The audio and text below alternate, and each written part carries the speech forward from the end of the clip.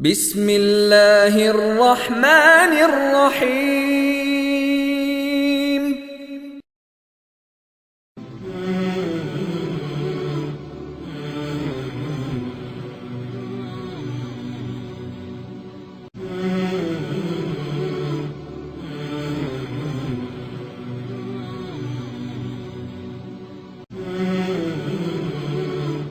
Tout ce qui nous entoure et que nous pouvons voir autour de nous, dans les premiers instants, l'univers était concentré dans un volume infiniment petit.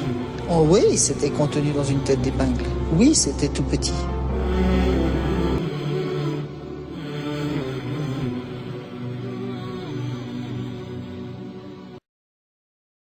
Ceux qui ont mécru, n'ont-ils pas vu que les cieux et la terre formaient une masse compacte? Ensuite, nous les avons séparés et fait de l'eau toute chose vivante.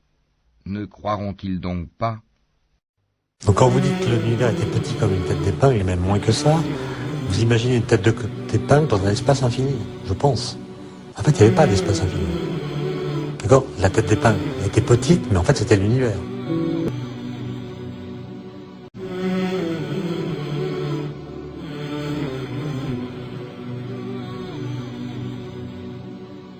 En 1929, non seulement on vient de montrer que l'univers est immense, qu'il est fait de galaxies, mais à la suite de toute une série d'observations qui remontent en fait déjà à la fin du XIXe siècle et qui sont essentiellement dues à l'astronome américain Vesto Slipher, ensuite reprise par Hubble, eh bien on s'aperçoit que ces galaxies sont toutes en mouvement. Premier point, elles sont en mouvement.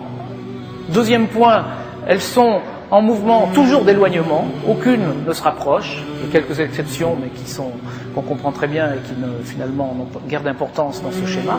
Et troisièmement, plus on observe des galaxies faibles, donc en fait, comme on comprendra plus tard, lointaines, plus elles s'éloignent rapidement. Donc ça veut dire qu'à une échelle, à l'échelle des galaxies, mais même à une échelle bien supérieure, il y a une sorte de mouvement d'expansion très régulier. Et ce mouvement d'expansion, donc découvert de manière relativement empirique en 1929, était un mystère complet. Mystère que les astronomes cherchaient à résoudre. Et en fait, celui qui a résolu ce mystère, c'est le physicien belge Georges Lemaître. Il l'avait en fait déjà résolu de manière théorique en 1927, c'est-à-dire 2 ans avant que Hubble n'énonce sa fameuse loi de Hubble. Il avait en effet montré que les solutions de la relativité générale, les solutions du problème cosmologique dans le cadre de la relativité générale, c'est-à-dire de savoir si on admet cette théorie qu'est la relativité générale, qu'est-ce qu'elle nous dit sur la structure de l'univers, sur sa structure géométrique, sur son histoire, sur son évolution. Eh bien, ce qu'avait montré Lemaître, c'est que, à partir des équations de la relativité générale, on en déduit que l'univers doit être soit en expansion, soit en contraction. Et comme il avait entendu parler des premiers résultats observationnels de Slipher, il avait compris que ces résultats voulaient dire que l'univers est en expansion.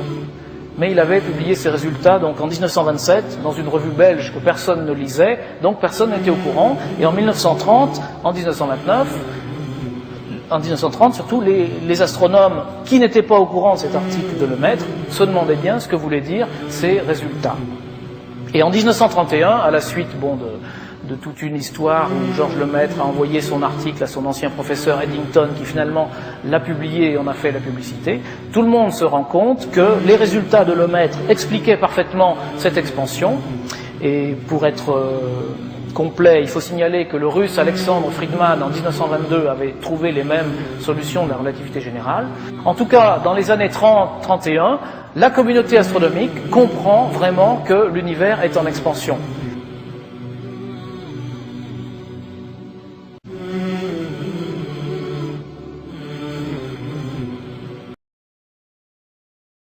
Le ciel, nous l'avons construit par notre puissance, et nous l'étendons constamment dans l'immensité.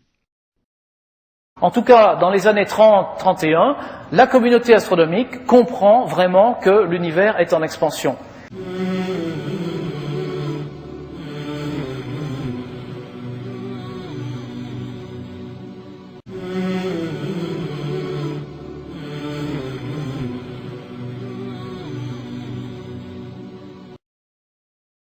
Nous leur montrerons nos signes dans l'univers et en eux-mêmes, jusqu'à ce qu'il leur devienne évident que c'est cela le Coran, la vérité.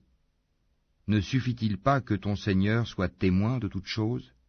Ils sont dans le doute, n'est-ce pas, au sujet de la rencontre de leur Seigneur? C'est lui, certes, qui embrasse toutes choses par sa science et sa puissance.